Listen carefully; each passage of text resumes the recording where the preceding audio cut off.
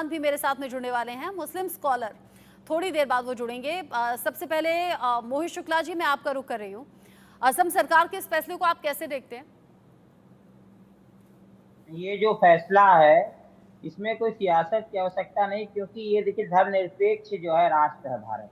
यहाँ पे सभी धर्म का सम्मान किया जाता है। और दुर्गा सप्तशती के देवी कवच में कहा गया है कि त्रिसंध्या में जो देवी की उपासना करता है उसको देवी की कृपा प्राप्त होती है। तीनों संध्या देवी कवच पाठ करना चाहिए। तीसरी संध्या एक तो सुबह शाम होती, दोपहर में होती 12 बजे करीब। तो अब अगर सबको अपना अपने समय के हिसाब से सरकार समय देगी, या तो सबको दे, हिंदुओं को भी दे, मुस्लिम को भी दे, सिख को भी दे, ईसाई सबको पूजा उपासना करनी रहती है दोपहर के टाइम और या ऑफिस के टाइम। तो अपने अपने हिसाब से सब लोग उसको मैनेज करते हैं। उसके लिए सरकारी कामकाज थोड़ी रोका जा सकता। अभी हिंदू जैसे दोपहर को पूजा कहाँ किसी करते हैं मोहित शुक्ला जी? देखिए त्रिसंध्या की देवी मैं नवरात्र की बात कर रहा हूँ। नवरात्र में 9 दिन क्या सरकार अवकाश दे पाती है? नहीं दे सकती, क्योंकि दोपहर में त्रिसंध्या त्रिसंध्या मतलब होता है कि नवरात्र में दिन और रात्रि दोनों में पैसे पूजा होती है, पर त्रिसंध्या मतलब दोपहर में भी देवी का। जब मंदिरों में भी आप देखिए, जब दोपहर में भगवान का शयन होता है तो उस समय आरती करके तब शयन किया जाता है।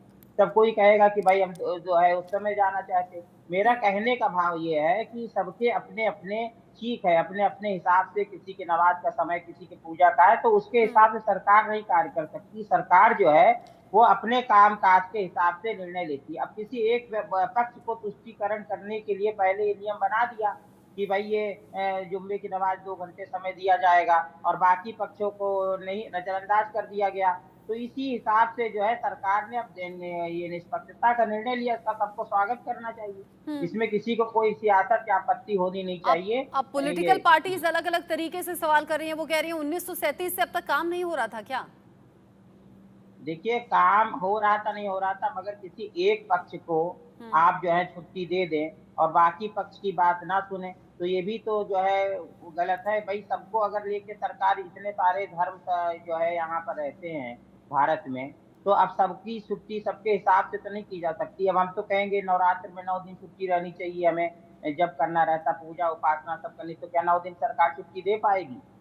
या श्रावण मास में हमें नित्य जो है भगवान शिव की आराधना जब करना महामृत्युंजय का, तो क्या भगवान जो है गवर्नमेंट हमें भगवान शिव के लिए छुट्टी कर पाएगी? तो सबका अपना अपना, मेरा कहने का है कि हम्म। इसी प्रकार से इस्लाम में भी रमजान का महीना होता है, हम्म। और तमाम जुम्मे के दिन, शुक्रवार के दिन नमाज होती है, तमाम तेजस्वी नियम यादव ये है। कह रहे हैं कि सस्ती लोकप्रियता का तरीका है और ये ध्रुवीकरण की कोशिश है। ये सिर्फ मुस्लिमों के खिलाफ लिया गया फैसला है। पिछले दिनों भी मुस्लिम धर्म को लेकर कुछ तब्दीलियां की गई। हालांकि वो अच्छी बात है, बाल विवाह को रोकने के लिए था और सभी के लिए एक से कानून बने, वो तो बेहतरी के लिए फैसला था। लेकिन लोग कह रहे हैं कि सब कुछ मुस्लिमों को लेकर ही क्यों?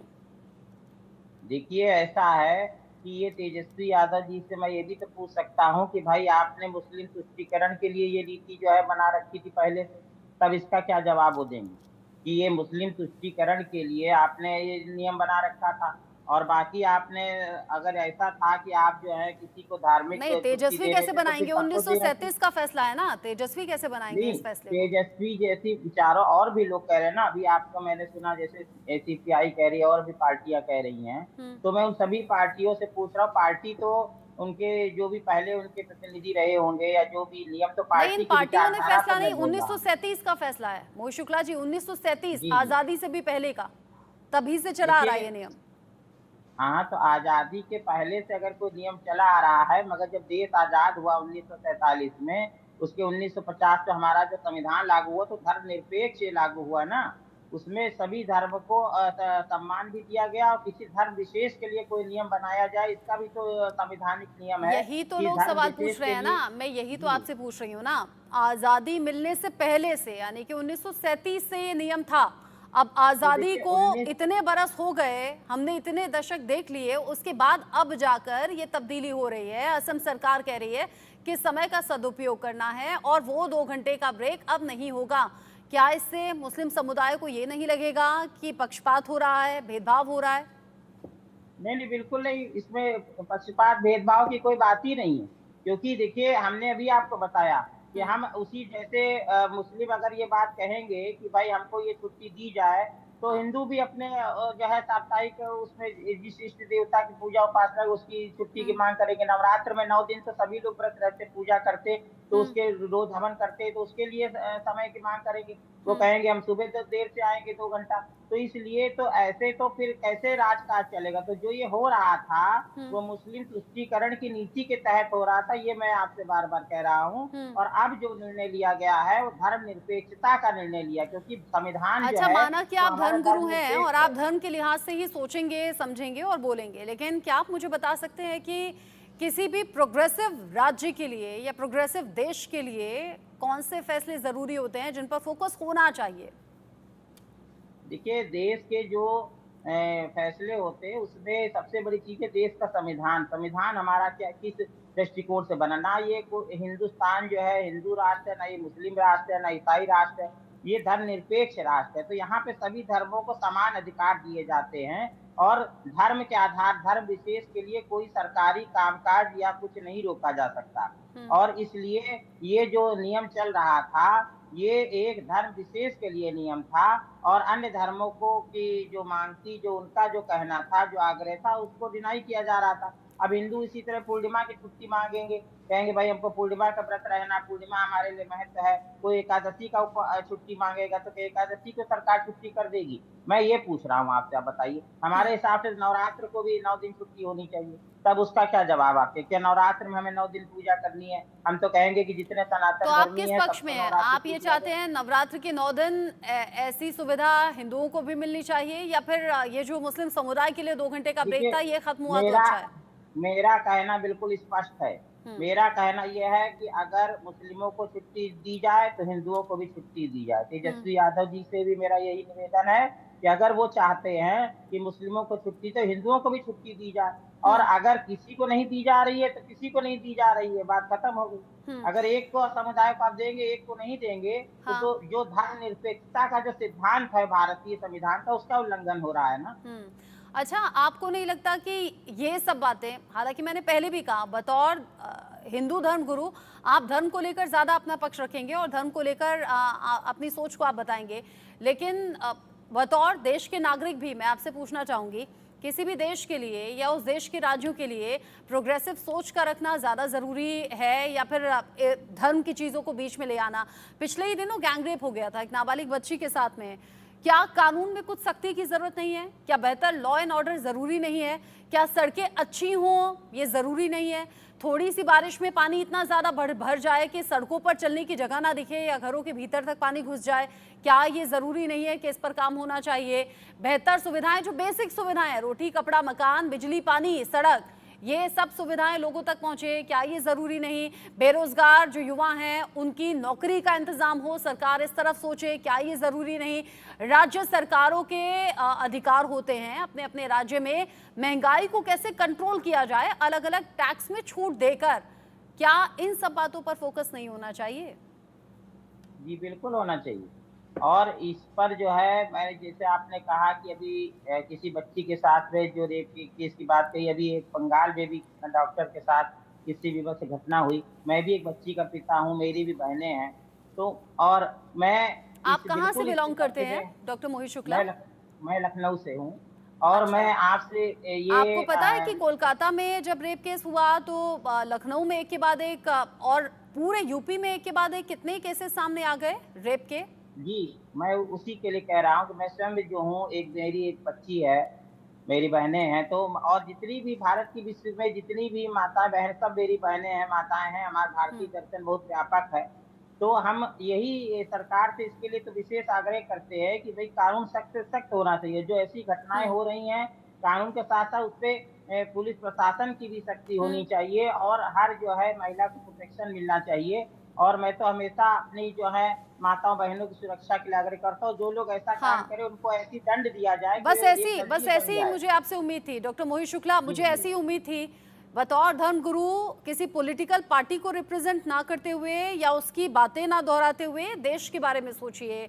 आप उत्तर प्रदेश से बिलोंग करते हो तो उत्तर प्रदेश के बारे में सोचिए। जब कोलकाता में केस सामने आया था तो ठीक उसके कुछ दिन बाद उत्तराखंड में केस सामने आया था, फिर राजस्थान में केस सामने आया था, एमपी में केस सामने आया, महाराष्ट्र में केस सामने आया, यूपी में तो बहुत से केसेस सामने आए, असम में केस सामने आया। ये सभी हमें अपने जहन में रखना चाहिए। हमारे भारतीय बेटी, जितने भी बहन, भारत के महिला लोग हैं, कहीं की भी हो वो देश की है। जी, और जी, अगर गलत हो रहा है तो बिल्कुल। वो देश की बेटी के साथ गलत हो रहा है। मेरे साथ में निबिड़ डेका भी जुड़ गए हैं, इंडिया न्यूज संवाददाता।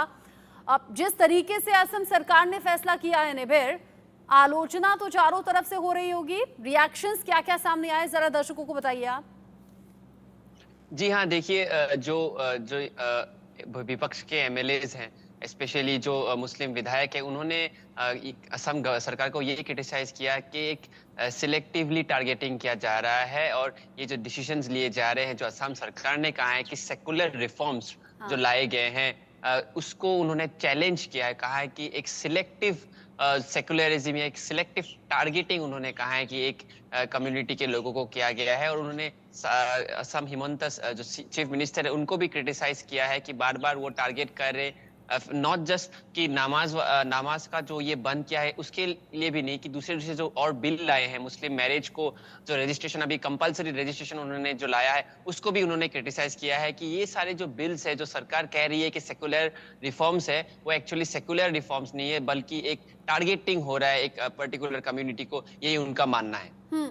हालांकि निबिड़ डेका, शादी का रजिस्ट्रेशन तो अच्छा फैसला है, शादियां होंगी, रजिस्टर्ड होंगी, फिर वो जो 3 तलाक के बाद जो महिलाओं की जिंदगी खराब हो जाती है या सड़कों पर आ जाती हैं, उनका रिकॉर्ड नहीं रह पाता, तो शादियों को रजिस्टर कराना तो जरूरी है, अच्छी पहल है। साथ ही साथ जो नाबालिग बच्चियों की शादी हो रही थी उसे रोके जाना भी फैसला स्वागत योग्य है। लेकिन ये जो फैसला है, जो 1937 से चला आया नियम है जिसमें तब्दीली अब की गई है, इसकी जरूरत लग रही थी क्या? इस पर विचार कब से शुरू हुआ? जी हाँ, इसको समझने के लिए जो असम लेजिस्लेटिव असेंबली के स्पीकर है उनका बयान बहुत ही इम्पोर्टेंट है। उन्होंने ये कहा है कि बहुत सारे इम्पोर्टेंट बिल्स जिनके डिस्कशन को बंद किया जाना पड़ता है, क्योंकि जो 2 घंटे का जो ब्रेक होता है उसके कारण जो है प्रोडक्टिविटी कम हो जाता है और विधायकों को जो ये इसी कारण जो है सरकार ने ये सोचा कि प्रोडक्टिविटी एक बड़ा इशू हो गया है, क्योंकि असम सरकार के जो असेंबली है, असेंबली में सेशन जो है लिमिटेड स्पेस मिलता है एमएलएस को, तो एमएलएस को इसीलिए ताकि स्पेस ज्यादा दिया सके और प्रोडक्टिविटी बढ़ाया जा सके, वो एक बड़ा इशू था जो स्पीकर ने कहा है। दूसरा ये इशू से स्पीकर ने ये कहा है कि अगर एक संप्रदाय को शुक्रवार को ब्रेक मिल रहा है तो दूसरे लोग जो है यहाँ पे, आपको पता है नॉर्थ ईस्ट में, असम में क्रिश्चियन कम्युनिटी के लोग हैं, हिंदू कम्युनिटी के लोग हैं, जिनको अलग अलग दिन में अलग अलग उनके भी प्रेयर्स या फिर प्रार्थना होते हैं, तो उनके लिए भी स्पेस एलोकेट करना पड़ेगा, क्योंकि वहां से भी डिमांड आ रहा था। तो एक निरपेक्ष होके जो सरकार ने ये डिसीजन लिया है कि किसी को भी एंटरटेन नहीं किया जाएगा, एग्जेम्पशन नहीं दिया जाएगा, ताकि अगर सबको एग्जेम्पशन दिया जाए तो प्रोडक्टिविटी जो है असेंबली का सेशन जो है वो ही चला नहीं पाएंगे सरकार। सो इसीलिए ये जो मुस्लिम लीग का जो एक आइन था जो उन्होंने 1937 में सर सदुल्ला ने लाए थे, उसको हटाया गया है। लेकिन सवाल तो फिर ये भी है ना कि आजादी से पहले से चला आ रहा ये नियम अचानक से अगर इसे बदला जाएगा तो असंतोष नहीं होगा क्या? और अब तक क्या काम नहीं हो रहा था? देखिए, जो सरकार का तरफ से ये उनका बयान है कि बहुत सारे इंपॉर्टेंट बिल्स के डिस्कशन में रुकावट आ रहा था, तो इसी के अंतर्गत ये जो बिल को इस जो ब्रेक को हटाया गया है। और लेकिन यानी जुमे के दिन 2 घंटे का ब्रेक, जिससे कि बहुत से जरूरी काम रुक रहे थे, ये लॉजिक असम सरकार की तरफ से दिया गया है। हाजी नाजिम खान मेरे साथ में जुड़ गए हैं मुस्लिम स्कॉलर के तौर पर। स्वागत आपका इंडिया न्यूज पर। हाजी नाजिम खान, असम सरकार के इस फैसले को आप कैसे देखते हैं? देखिए, मेरी आवाज सुन पा रहे हैं आप? जी, आ रही है आवाज। देखिए, असम सरकार को भारत के मुसलमानों से बेपनाह मोहब्बत है, और इतनी बेपनाह मोहब्बत है कि आए दिन कोई ना कोई ऐसी चीज मुसलमानों के प्रति लेके चले जाते हैं। अभी आपने देखा होगा, ये एक संविधान वाला और नाबालिग बेटियों के लिए भी एक कानून लेकर आए जिसमें ये कहा था कि आसाम के अंदर नाबालिग बेटियों की शादी हो रही है। तो बताइए, 18 और 21 का कानून तो पहले से ही चला आ रहा था, तो अब इन्होंने ये नया कानून लाकर इन्होंने क्या करा? इसका मतलब यह है कि 18 और 21 वाला जो पहला कानून था वो सक्षम नहीं था, वो कामयाब नहीं था, इसलिए ये एक अपना नया कानून लेके आए 1821 का। और किस समुदाय को टारगेट किया इन्होंने? सिर्फ और सिर्फ मुस्लिम समाज को। और फिर उसके बाद ये क्या कहते हैं कि अगर यहाँ पर अगर हरी सब्जी अगर फैसला उसमें ऐड कर दिया ना, ताकि अगर नाबालिग की शादी हो और शादी रजिस्टर्ड जब की जाएगी तो ये मालूम हो जाएगा कि नाबालिग की हो रही है शादी। हाँ, सुन लीजिए, मैं वही तो कह रहा हूँ। और दूसरी बात इन्होंने ये कहा कि काजी जो रजिस्ट्रेशन करते हैं, तो देखिए मैं सबसे पहले इन्हें बता दूं कि काजी वहां रजिस्ट्रेशन नहीं करता कोई भी। लड़का और लड़के वाले जो जब जाते हैं काजी के पास, तो वहां पर उनका निकाह होता है। एक कॉपी लड़की पक्ष वाले के पास होती है, एक कॉपी लड़के पक्ष वाले के पास। फिर उनका जब निकाह हो जाता है तो एक कॉपी रहती है काजी के पास। तो देखिए ये बात है, फैक्ट की बात कर रहा हूं। और फिर रही बात अभी जो नमाज वाली बात, जब नमाज की बात आई है तो मैं ये कहता हूं कि हमारे 15 मिनट की नमाज में इन सभी को आपत्ति हो जाती है। लेकिन अगर ये धार्मिक कावड़ यात्राएं निकालते हैं, सड़क पे रास्ता जाम हो जाता है, पब्लिक परेशान होती है, हाजी नाजिम को बार बार आके अपनी आइडेंटिटी बतानी पड़ती है कि हाँ मैं हाजी नाजिम खान हूं, तो बताइए अब देश के अंदर चल क्या रहा है। तो सबसे पहली बात मैं ये और कह दूं कि एक शेर के साथ कि चलती बंदूक के दहाने पे हैं, हम लोगों को मालूम है कि हम निशाने पे, लेकिन फिर भी ये मुल्क संविधान से चलता, हम लोग संवैधानिक लोग हैं, संविधान को मानते हैं। और एक बात और बड़ी इंपॉर्टेंट बात है, मैं बार बार इसी बात को कहता हूं कि आप मुस्लिमों के लिए तो ऐसे कानून ला रहे हैं, मुस्लिमों के लिए हर आप ऐसी सुविधा करने की कोशिश करते हैं जिससे कि आप लोगों को फायदा हो। तो ये बता दीजिए, मुस्लिम बहन बेटी है, उनको आगे आप कब लेके आ रहे हैं, उनके एजुकेशन पे आप कब ध्यान दे रहे हैं?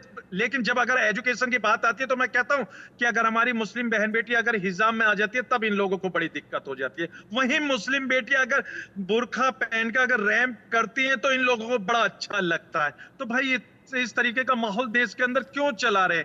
और देखिए नमाज को लेकर मैं बार बार इसी बात को कहूंगा कि हम लोग अगर 15 मिनट की नमाज अगर पढ़ लेते हैं तो इन लोगों को दिक्कत हो जाती है। लेकिन ये लोग क्या करते हैं, ये सड़कों पे अपने कहीं पे भी टेंट लगा लेते हैं, वहां पर दुर्गा के औरों के भी पूजा पाठ के लिए, जागरण के लिए टेंट लगा लेते हैं। आपकी इस बात का जवाब मैं मोहित शुक्ला जी से ले लूं? सुन लीजिए, 10 सेकंड और लूंगा, 10 सेकंड और लूंगा। और ये रेल के अंदर भी है ना, भजन कीर्तन करना चालू कर देते हैं। अगर वहीं पर अगर कोई भी मुस्लिम समुदाय का अगर 2 मिनट के लिए अगर हल्के से नमाज पढ़ लेता है तो इन लोगों को दिक्कतें हो जाती है। तो इतनी नफरत भारत के अंदर मुसलमानों से क्यों करते हैं? और जबकि ये कहते हैं कि हम तो मुसलमानों के हित में काम कर रहे हैं। भाई कौन सा हित का काम कर रहे हैं? अगर कहीं पे भी कोई भी मुस्लिम जाता है तो उसको एक धार्मिक नारा लगवाकर उसके साथ में मारपीट होती है, उसकी मॉब लिंचिंग होती है। इससे बड़ा दुर्भाग्य और देश के अंदर क्या होगा? भारत के अंदर जो देश तो सुरक्षित हाथों में है, लेकिन तीन शख्स सुरक्षित नहीं है। सबसे पहले भारत की बेटी सुरक्षित नहीं है, दूसरे नंबर पे भारत में दलित सुरक्षित नहीं है, तीसरे पे मुस्लिम समुदाय सुरक्षित नहीं है। ये बहुत बड़ी अहम बात मैं कह रहा हूं आपके चैनल के माध्यम से। ठीक है, बस 20 सेकंड में मोहित शुक्ला जी जवाब दे दीजिए। सड़कों पर चलने वाली कावड़, दुर्गा पंडाल में लगने वाले टेंट, ट्रेनों में होने वाले भजन संगीत, इन सब का जवाब सिर्फ 20 सेकंड में। देखिए ये जो भी बातें इन्होंने सनातन धर्मावलंबियों के लिए कही, बिल्कुल गलत है। जो भी कार्यक्रम होते हैं सरकार की परमिशन से होते हैं, बाकायदा उसे प्रशासन की अनुमति ली जाती है, पुलिस प्रशासन की अनुमति होती है, सबको। आप शायद भूल गए 1937 के नियम से ही तो चल रहा था ना ये 2 घंटे का ब्रेक, वो भी नियम था। देखिए यहाँ पर तो उसको सरकार ने रद्द किया ना, सनातन धर्म ने थोड़ी किया। धर्म के ऊपर क्यों उंगली उठा रहे हैं आप? और ये मुझे मत बताइए कि ये जितने भी कार्यक्रम होते हैं डॉक्टर मोहित शुक्ला जी, ये जितने भी कार्यक्रम होते हैं सब परमिशन से नहीं होते हैं। ये आप भी जानते हैं, कई शोभा यात्रा जिसमें हथियार लहराए जाते हैं, तलवारें बंदूकें लहराई जाती हैं, वो सब हमने देखा है, बाकायदा अब 1937 के नियम को चेंज कर दिया गया है और जो 2 घंटे का ब्रेक होता था वो ब्रेक अब खत्म कर दिया गया है, ये कहते हुए कि काम में बाधा होती थी।